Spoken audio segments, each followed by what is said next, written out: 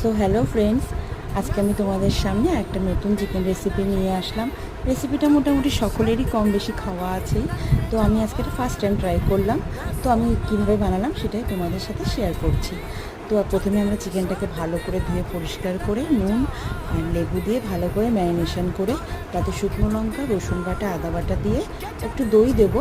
দইটা দিয়ে ভালো করে আমরা অনেকক্ষণ ম্যারিনেশন করে রাখবো। আর হ্যাঁ, চিকেনগুলো মাঝখান থেকে একটু চিড়ে দিতে হবে, তাহলে মশলাটা অনেকটা ভিতর পর্যন্ত যায়। এরপর দেখো বন্ধুরা, আমরা ভালোভাবে মশলাটা এপিট ওপিট করে চিকেনের সমস্ত জায়গায় ভালোভাবে যাতে মশলাটা মাখানো হয় সেইভাবে দেখে ভালো করে মশলাটা মাখাবো।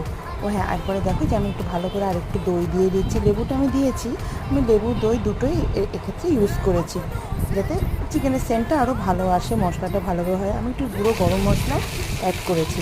এরপরে আমরা কড়াইতে ভালো করে একটু বাটার দিয়ে